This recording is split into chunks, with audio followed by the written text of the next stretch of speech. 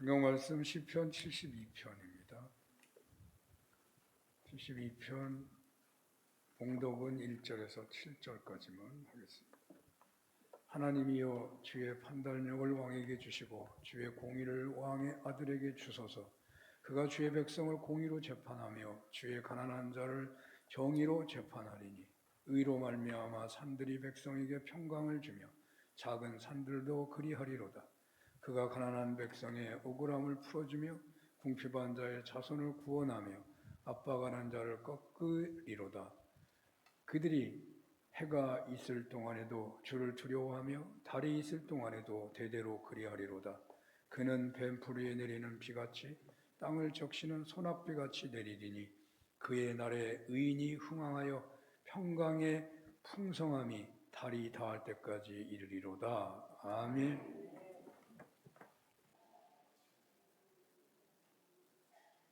요즘 일부 기독교계에서는 교회가 탄압을 받고 있으며 황차 기독교가 박해 시대에 접어든 것이냐 하는 말들이 나오고 있습니다. 그런 입장에서 보면 일정 부분 그렇게 보이기도 할 것 같기도 하지만 정의와 평화라는 입장에서 본다면 어떠할까요?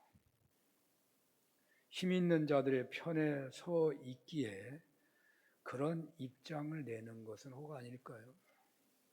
교회는 언제나 사랑과 정의와 평화를 위한 공동체여야 합니다.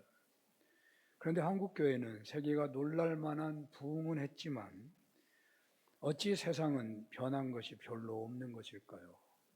부흥은 했지만 사랑과 정의와 평화는 나타내지 못했다는 말이죠. 보통 세계 도처에 한인들이 모이는 동네가 생기면 여지없이 한인교회가 생겨나고 그 한인교회는 부흥하는 경우가 많습니다. 외국의 한인들은 쉽게 교회를 세우고 또 뜨겁게 신앙생활을 한다고 합니다.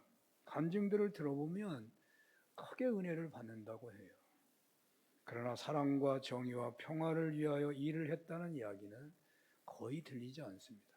교회들이 거의 분란이 일어나는 교회가 수도 없이 많이 나타나는 거거든요. 한때 한국 사회에 민주화 운동이 벌어졌을 때에 정의, 평화에 대한 이야기가 많았습니다. 그때 정의, 평화하면 소수의 교회들이 민주화 운동할 때 불렀던 구호였습니다. 그러다 보니 정의, 평화하면 사회운동하는 교회들의 전유물이었고 구약 성경의 예언자들인 소수의 의견인 것으로 볼 뿐이었습니다.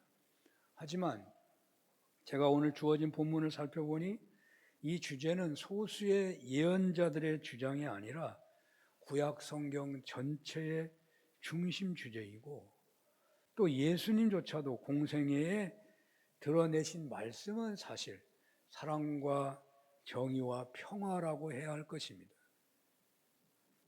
예수님의 그 한없는 사랑이 정의가 개입이 안 된 사랑이라면 그건 이미 하나님의 사랑이 아닌 것입니다. 다 회개가 선포되게 된 거고 회개하고 돌아오라고 하는 정의의 역사가 함께하면서 사랑이 전해지는 것입니다. 그래야 평화가 있는 겁니다. 그렇지 않으면 그건 평화가 아닌 것이죠. 평화는 자꾸만 공산주의와 우리 자본주의 사회의 평화를 생각하는데 그것만이 아니고 평화는 하나님의 나라를 말하는 겁니다. 하나님의 나라를 관계적 입장에서 말하고 있으니까 평화라고 하는 것이죠. 하나님의 나라예요. 천국을 말하는 것입니다. 그리고 제가 본문을 깊이 묵상해 보니 구약 성경의 중심 주제인 정의, 평화는 언제나 그 앞에 사랑이 전제되어 있다는 것입니다.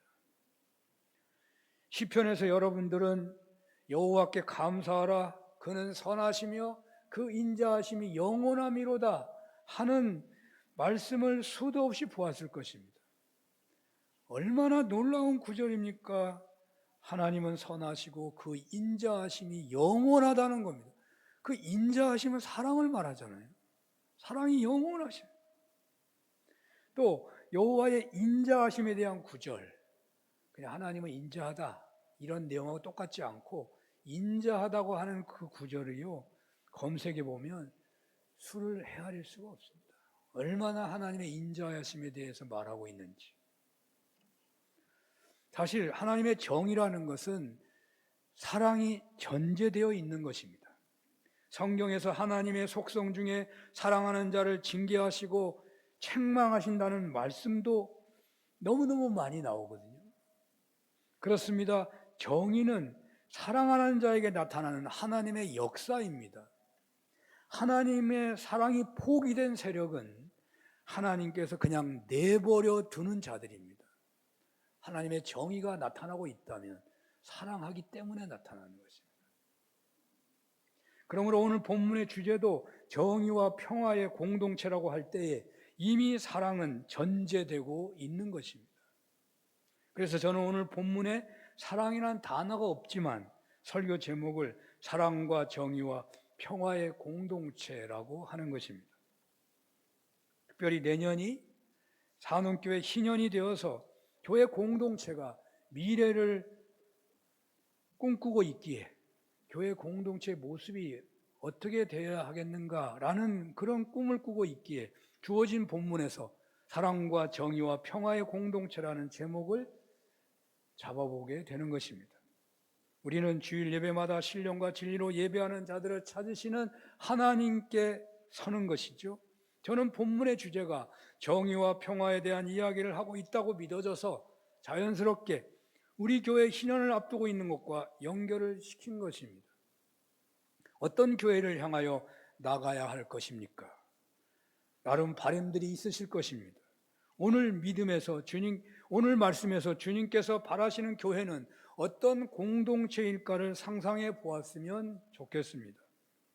오늘 감사하면서 하나님 말씀을 기다리는 우리들에게 주님께서는 하나님의 나라로 만들어져야 할 이 세상을 위하여 이 땅에 하나님 나라의 표상인 교회가 어떠해야 할 것인가를 말씀하고 계십니다.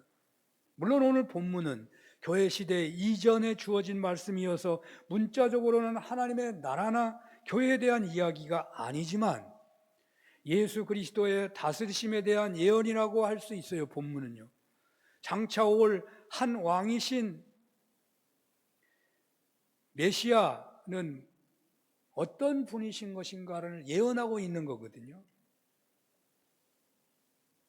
그래서 오늘 본문은 그 메시아가 모든 백성의 재판을 공의로 할 것이며 특히 가난한 자를 공의로 재판하신다고 하십니다. 그리하여 의로 말미암아 산들이 백성들에게 평강을 주며 가난한 백성들의 억울함을 풀어주고 궁핍한 자의 자손을 구원하며 압박하는 자를 꺾으신다고 하십니다. 결국 온 땅에 정의와 평강이라는 은혜의 소낙비가 내려져서 의인이 흥왕하고 평강이 풍성하게 될 것이라고 말하고 있습니다. 1절에서 7절 자꾸 봐도 금방 잊어지니까 한번 더 보겠습니다. 다 같이 한번 읽어볼까요? 시작. 하나님이여 주의 판단력을 왕에게 주시고 주의 공의를 왕의 아들에게 주소서. 그가 주의 백성을 공의로 재판하며 주의 가난한 자를 정의로 재판하리니 의로 말미암아 산들이 백성에게 평강을 주며 작은 산들도 그리하리로다. 그가 가난한 백성의 억울함을 풀어주며 궁핍한 자의 자손을 구원하며 압박하는 자를 꺾으리로다. 그들이 해가 있을 동안에도 주를 두려워하며 달이 있을 동안에도 대대로 그리하리로다. 그는 뱀풀 위에 내리는 비같이 땅을 적시는 소낙비같이 내리리니 그의 날에 의인이 흥왕하여 평강의 풍성함이 달이 달할 때까지 이르리로다. 아멘. 겉으로 드러나지는 않지만 오늘날 우리네의 갈망 중에는 사랑과 정의와 평화의 목마름이 있다고 저는 생각합니다. 디모데후서 3장 2절에서 4절에 말세의 특징에 대한 기록이 있거든요. 말세의 특징. 사람들이 자기를 사랑하며 돈을 사랑하며 자랑하며 교만하며 비방하며 부모를 거역하며 감사하지 아니하며 거룩하지 아니하며 무정하며 원통함을 풀지 아니하며 모함하며 절제하지 못하며 사나우며 선한 것을 좋아하지 아니하며 배신하며 조급하며 자만하며 쾌락 사랑하기를 하나님 사랑하는 것보다 더하며. 말세를 사는 사람들이 진정한 목마름은 뭘까요? 말세가 이렇다는데 여러분이 이런 느낌이 분명 있잖아요. 얼마나 진정한 사랑에 대한 목마름, 정의에 대한 목마름, 평화에 대한 목마름 아니겠습니까? 평화는 하나님 나라에 대한 목마름이에요. 이러한 세상과 우리네의 목마름은 교회 공동체의 사명이 되는 것입니다. 그러나 오늘날 우리 교회가 어찌 이 부정의한 세상에서, 불화와 갈등이 깊은 세상에서 정의를 세우고 또 화평하게 하는 역할을 할 수 있겠습니까? 달걀로 바위를 치는 격 아닌가요? 우리 같이 적은 교회가 무슨 힘이 되겠습니까마는 오늘 본문이 신년을 기억하면서 드리는 예배이기에 나는 기억 안 하는데요. 그러면 좀 생각을 해보십시오. 우리는 내년이 희년이니까 우리의 모든 예배는 희년을 기억하고 있는 것입니다. 희년을 위해서 기도하면서 예배를 드리는 것입니다. 그런 예배이기 때문에 우리 교회를 향하신 하나님의 뜻이 특별하다 하는 생각을 하게 됩니다. 오늘날 한국 사회와 한국 교회는 사랑과 정의와 평화에 목말라 하고 있습니다. 양심 없이 살아간다면 목말라 할 수 있을 거예요. 아니 그냥 내 마음대로 느끼는 대로 신앙생활을 한다면 어쩌면 목마름이 없을지도 모릅니다. 그러나 우리가 신앙 양심을 가지고 세상을 돌아보면서 우리 교회가, 우리 가정이, 이 땅이 하나님 나라가 되기를 원한다면 사실은 이 목마름이 없을 수가 없습니다. 자본주의 사회는 본질적으로 정의로운 사회가 되기 어렵습니다. 부자들과 강자들의 기부 문화가 잘 되어 있는, 권력이 어느 정도 분립되어 있는 서구 자본주의는 약간이나마 정의의 기준을 가지고 있겠지만 우리나라는 선비정신도 흐려졌고 기독교의 사회 기부와 봉사도 부족하기 때문에 훨씬 정의에 목마른 사회라고 해야 할 것입니다. 평화에 대한 문제는 더욱 심각합니다. 세계의 모든 불화를 해소하는 통로처럼 되어버린 한반도에 있는 분단 국가로서 평화의 목마름은 온 국민의 소원이 되고 있습니다. 나는 아무 상관이 없다고 할지 모르지만 그것은 모든 문제, 분열, 갈등의 그 뿌리가 분단에 있다는 것을 예측을 못하고 있기 때문인 거예요. 여야의 극한 대립이 사실은요, 분단의 근본적인 그 뿌리가 되고 있는 걸 우리가 알만한 사람은 다 알고 있습니다. 그러니 우리가 얼마나 평화의 목마름이 있는 것입니까? 군대 가는 것이 의무인 나라, 젊음을 전쟁 연습으로 보내고 그래서 그 불안함을 언제나 가슴에 담고 살아가고 있는 나라, 이념이나 지역이나 계층 간의 갈등이 타협과 대안 의견으로 해결되는 것이 아니라 힘에 의한 해결이어서 언제고 보복의 악순환만을 낳고 있어서 평화의 문제는 포기할 정도의 세상이 돼버린 거 아닙니까? 누가 이 땅에 정의와 평화를 말할 수 있겠습니까? 어찌 우리 교회 같은 위치에서 세상에 정의와 평화를 외칠 수가 있겠단 말입니까? 그런데요, 주님께서는 11명의 제자들에게 부활하신 후에 이렇게 말씀하셨습니다. 땅끝까지 이르러 내 증인되라. 11명밖에 안 되는데도요, 땅끝까지 이르러 내 증인되라고 하셨다고요. 또 성령이 강림하실 때는요, 오직 성령이 임하시면 너희가 땅끝까지 이르러 내 증인될 거라고 하셨습니다. 우리는 12명의 11명의 제자보다 훨씬 많습니다. 오늘 주님은 정의와 평화에 목말라 하는 세상을 위하여 사랑과 정의와 평화를 일구는 신앙인, 그런 교회 공동체라고 되라고 말씀하고 있다고요. 그렇습니다. 오늘날 우리가 세상은 사랑과 정의에 목말라고 있고 세상은 평화에 갈급합니다. 주님, 우리가 어떻게 해야 하겠습니까? 주님께서는 너희가 정의와 평화를 심으라고 말씀하십니다. 5,000명이 배가 고파 2만 명이 배가 고파 있을 때 주님께서 제자들에게 너희가 그들에게 먹을 것을 주라. 주님, 우리가 아무것도 없는데요, 너희 뭐가 있냐? 어린아이가 물고기 5마리와 물고기 2마리와 떡 5덩이 있다고 그거 갖다 줬어요. 그러니까 주님이 그거 가지고 5,000명 아니 2만 명이 먹고도 남았다고 했습니다. 오늘 주님은 오병이어를 주님께 내어놓듯이 우리들에게 너희가 세상에 사랑과 정의와 평화를 주라고 말씀하고 있다고요. 우리가 어떻게 해야 정의와 평화에 목말라는 세상을 향해서 주님께 쓰임받을 수가 있겠습니까? 정의가 무너졌고 평화가 깨진 세상에서 정의와 평화를 이루는 사역은 너무나도 어렵고 불가능한 현실입니다. 그저 기도만 할 뿐이라고 생각할 것입니다. 그러나 그저 기도만 할 뿐이어서는 안 될 것입니다. 저는 이런 생각을 했습니다. 세상의 사랑과 정의와 평화를 일구는 일은 세상의 모든 교회에 주어진 사명이라고 확신합니다. 하나님 나라를 위해서 땅끝까지 증인되라는 말의 다른 표현일 뿐입니다. 정의와 사랑과 평화는. 특별히 세상의 대부분의 교회들이 관심조차 갖지 않고 있는 이런 시대에 우리 교회로서는 매우 중요한 사명이 되고 있는 것입니다. 이 말씀은 하나님께서 우리 교회에 특별한 관심을 갖고 계신다는 뜻이 되기도 합니다. 구약 성경이 2주에 한 번씩 선포되고 있기 때문에 이런 말이 있을 수 있는 거다고 말이에요. 사는교회 희년성취에는 사랑과 정의와 평화를 위하여 움직이는 사역이 있어야 할 것입니다. 어떻게 해야 하겠습니까? 무거운 짐이 해결되면 이제 자유한 공동체로서 뜨겁게 주님께서 맡겨주신 선교 사역에 충실해야 하겠는데 그 방향성은 사랑과 정의와 평화라는 깃발 아래 있는 것입니다. 어떻게 그 길에 설 수 있겠습니까? 신년성취에 대해서 여러분들은 얼마나 마음을 들이고 있으십니까? 우리의 악망함에 대해서 하나님께서는 여전히 기다리라고 하시는 듯합니다. 물론 아직 1년이 남아 있습니다. 하지만 이 정도면요, 엘리야가 기도한 것처럼 손바닥만한 구름이 보일 때가 되었다고도 할 수 있습니다. 그런데 왜 신년성취의 구체적인 열매를 붙잡은 것 같지 않은 것일까요?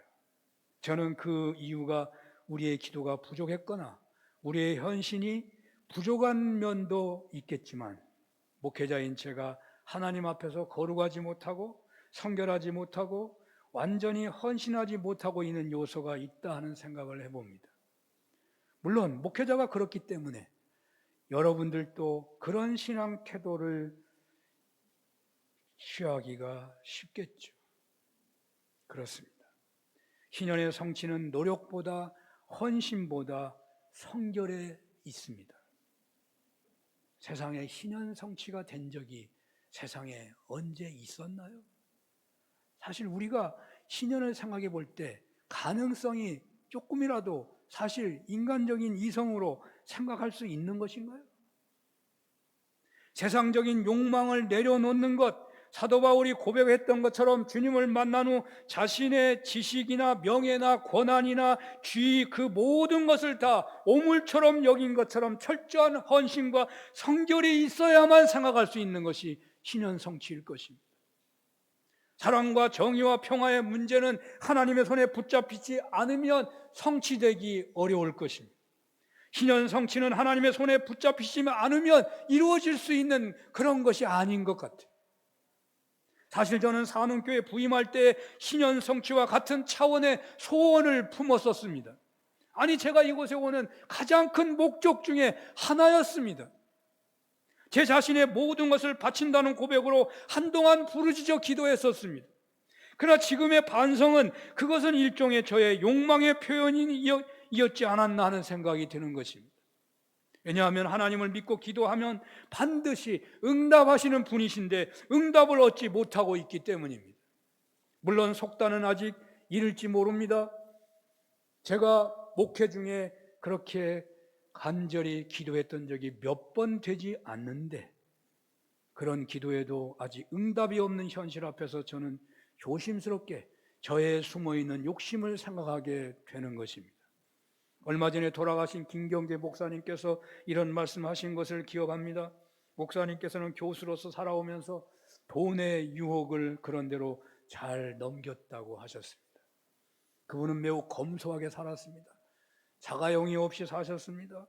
아파트도 누군가가 구입해 줬다는데 서울에서 가장 싼 지역의 아파트에 사셨습니다. 검소하게 수도 생활하듯이 사셨는데 그럼에도 불구하고 넘기 어려운 유혹이 있었다면서 명예욕을 얘기하시더라고요. 그분은 학장도 안 하셨고 총장도 안 하셨고 어느 큰 교회 담임 목사도 안 하셨어요. 기회가 없어서 안 했는지 아니면 안 하고 싶어서 안 했는지 알 수가 없지만 언제나 목사님은 소탈하게 사신 분이셨는데 그 얘기 하실 때에 내가 명예욕을 이제서 내가 넘는 것 같다, 그런 얘기를 하신 지가 얼마 안 돼요. 제 생각에. 그때 저는 그분의 말씀을 들으면서 저에게 여전히 남아있는 명예욕을 생각했던 적이 있습니다.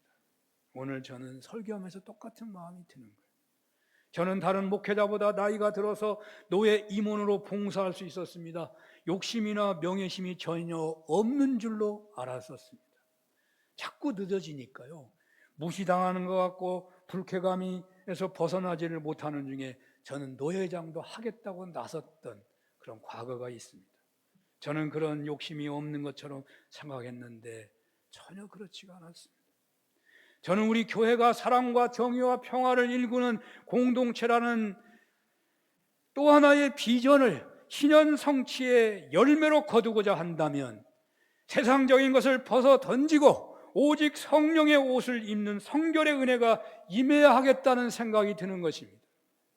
물질에 대해서도 모든 것이 다 하나님의 것임을 고백하고 진정 하나님이 쓰시겠다고 하면 언제고 기쁘게 함께할 수 있는 청지기가 되어야 합니다. 권세와 명예와 쾌락에 대해서 주님의 나라와 그 의를 위해서 분토처럼 여기는 성결의 은혜가 있어야 하겠다는 것입니다. 물론 본능을 포기하는 것은 아닙니다.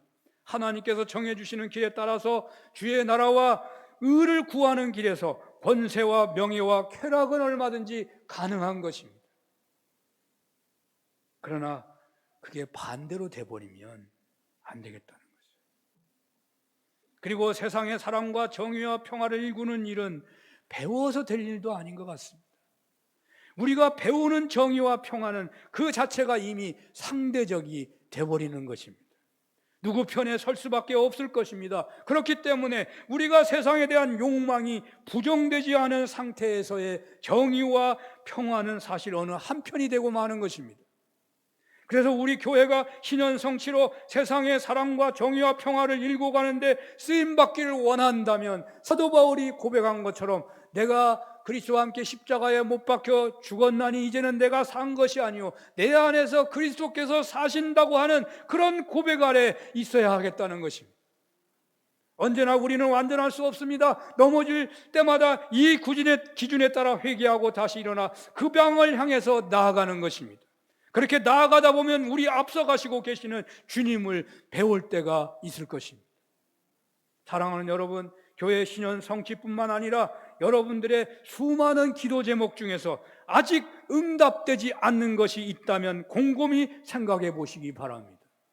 가장 중요한 이유는 아마도 하나님께서 개입하셔서 일하실 수 없을 정도로 우리네가 깨끗하지 못해서 하나님과 세상을 겸하여 섬기고 있기 때문이 아닐까 해집니다. 사실 우리가 기독교인이 된다는 것은 그동안 친밀했던 세상성에 대해서 결별을 선언하는 것입니다. 주인을 바꾸는 것이 신앙 고백인 것입니다. 이런 결단 안에서 사는교회 신현 성취의 대열에 서는 은혜가 있으시기를 축원합니다. 하나님께서는 우리가 성결하면 우리를 쓰시는데, 그러나 우리를 기계같이 로봇같이 쓰시지 않습니다. 내가 성결하기만 하면 그냥 자동으로 쓰임받아가 아닙니다. 하나님은 언제나 우리를 동역자로 불러서 쓰십니다.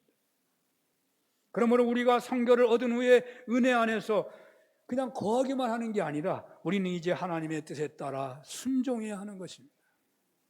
오늘 본문 2절에서 하나님께서는 세상의 정의와 평화를 일구는 일은 가난한 사람이나 부유한 자나 권세 있는 자나 차별이 없도록 하는 것이라고 말씀하십니다. 차별이 없도록 순종하라 그 말이에요. 차별이 없는 공정한 재판이 이루어지는 사회 안에 사는 사람에게는 평화가 찾아온다는 것이죠. 그것을 3절에서 말하고 있습니다.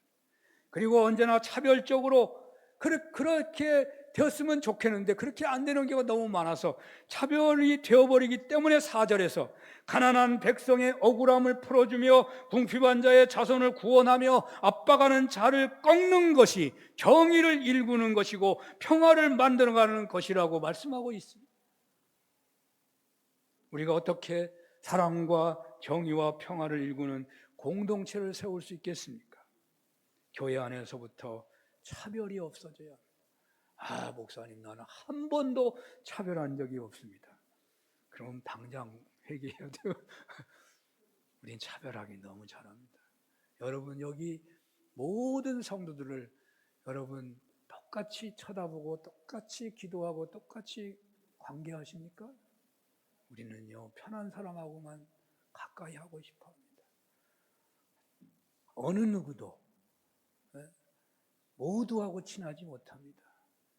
근데 여러분, 차별은요, 실족해 할 위험이 많아요. 그러니까 아주 나쁜 거예요. 우리는 그것도 몰라요. 그냥 차별하며 사는 거예요. 그게 편하니까. 그러나 사랑과 정의와 평화를 일궈가는 사람이 되고자 한다면 차별이 심각하구나. 차별 없는 교회 공동체를 위해서 기도하고 순종해야 하는 것입니다. 만약에 이 세상에 차별이 없는 사회가 그런 사회가 있다면 거기는 가히 천국이라고 해도 틀리지 않을 것입니다. 우리 가정을 천국에 가깝게 보는 것은 가정에는 능력의 차이가 있지만 거의 차별이 없기 때문에 능력의 차이가 있지만 차별이 없는 거예요. 물론 차별하는 가정도 있어서 싸우고 지지고 볶고 하는 거죠. 그러나 앞에서 언급한 것처럼 세상에 대한 욕망을 내려놓지 않는 한 그 사람의 태도는 어느 편에 설 수밖에 없다는 것 꼭 기억하시기를 바랍니다. 두 번째로 우리가 사랑과 정의와 평화를 일구는 교회 공동체는 어떻게 세울 수가 있겠습니까? 오늘 본문에서 상상한다면 가난한 자와 소외된 계층의 대물림을 막는 데 있다는 것입니다. 4절을 한번 볼까요? 그가 가난한 백성의 억울함을 풀어주며 궁핍한 자의 자손을 구원하며 압박하는 자를 꺾으리로다. 가난한 백성의 억울함을 풀어준다고 했습니다. 가난한 백성의 억울함이란 공정한 재판을 받지 못하고 언제고 차별받게 되는 현실일 것입니다. 그런데 더욱 억울한 일이 있습니다. 그것이 자신의 자손까지 대물림되는 것이 더욱 억울하다고 말해요. 오늘 주님께서는 궁핍한 자의 자손을 구원하신다고 말씀하고 계십니다.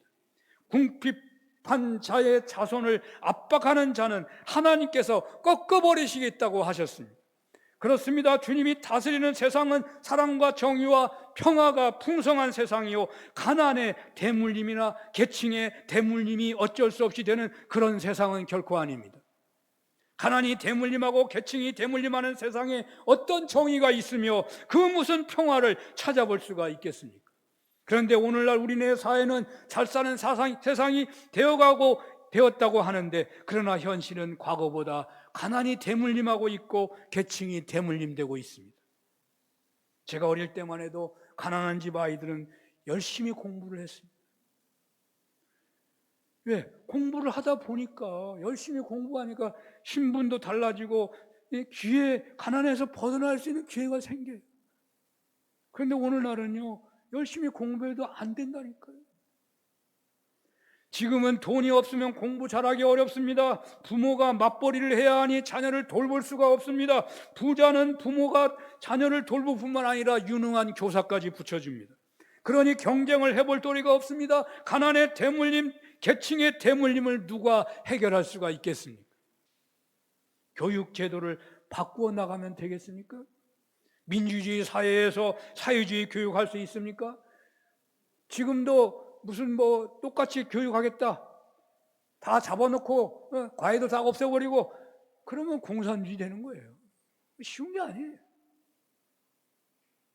어떻게 해야 되겠습니까?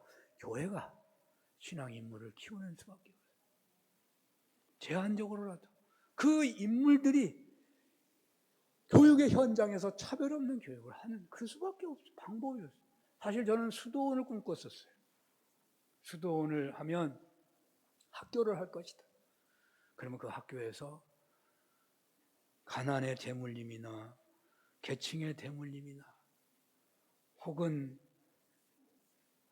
차별을 하지 않는 그런 교육 공동체를 이루지 않겠느냐 하는 것 때문에 수도원, 도심 속의 수도원 공동체라는 것은 사실 그 목적이 거기에도 있는 것입니다.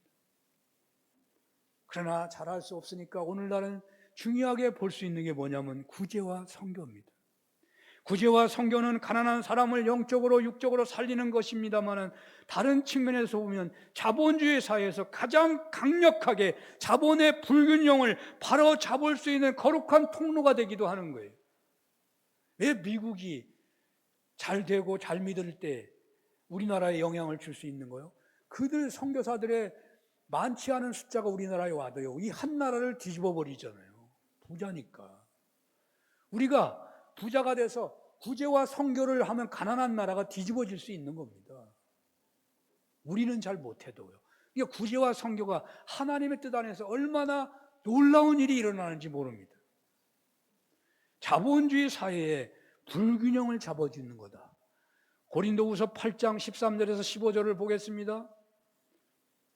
이는 다른 사람들은 평안하게 하고 너희는 공고하게 하려는 것이 아니요 균등하게 하려 함이니 이제 너희의 넉넉한 것으로 그들의 부족한 것을 보충함은 후에 그들의 넉넉한 것으로 너희의 부족한 것을 보충하여 균등하게 하려 함이라. 기록된 것 같이 많이 거둔 자도 남지 아니하였고 적게 거둔 자도 모자라지 아니하였느니라. 바울 사도는 고린도 교회에 예루살렘의 가난한 이웃을 위하여 헌금을 강권했습니다. 왜입니까? 서로 균등하기 위해서라고 했습니다. 자본의 불균형은 결국 정의를 무너뜨리고 평화를 깨는 것입니다. 자본의 균형을 만들어주지 않는다면 자본주의 사회에서 차별을 온전히 제거하는 것은 불가능합니다.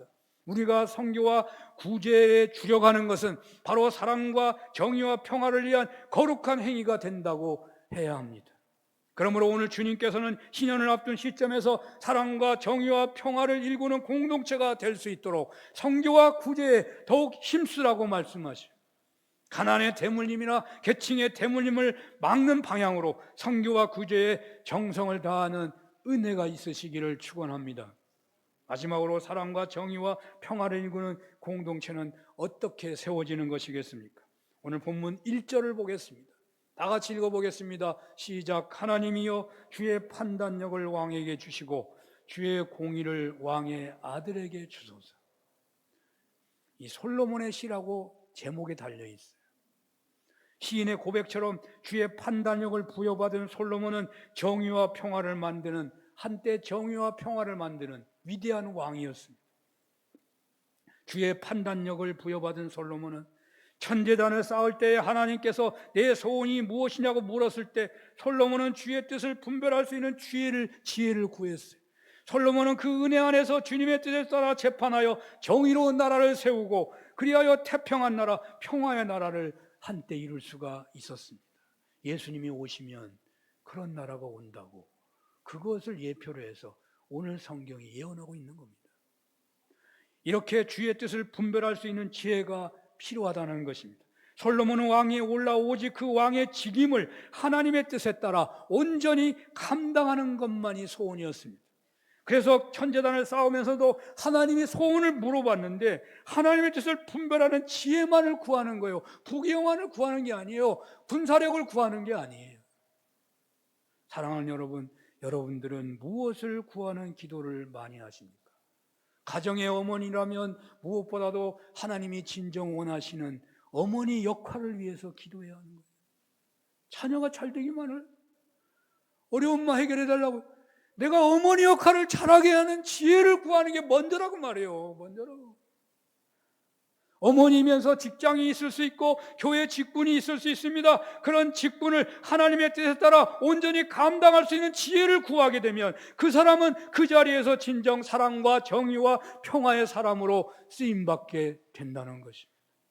그리고 동시에 솔로몬에게 부귀와 영화도 주신 것처럼 그런 육적인 축복을 덤으로 주신다는 거예요. 신년을 1년 앞두고 메시아로 오실 왕에게 하나님의 뜻을 분별할 수 있는 지혜가 임하기를 간구하고 있는 시편 1절처럼 우리가 어떤 위치에 있든지 간에 언제나 자신의 필요를 채우는 것에 관심을 가지기보다는 하나님의 뜻을 분별할 수 있는 지혜를 구하여 사랑과 정의와 평화의 사람이 되시고 동시에 덤으로 땅에 기름진 것으로 복을 받는 은혜가 있으시기를 축원합니다. 기도하겠습니다. 1년 후에 산운교회가 신년입니다. 산운교회가 사랑과 정의와 평화, 샬롬의 공동체로 세워지게 하옵소서. 예수님 이름으로 기도합니다. 아멘.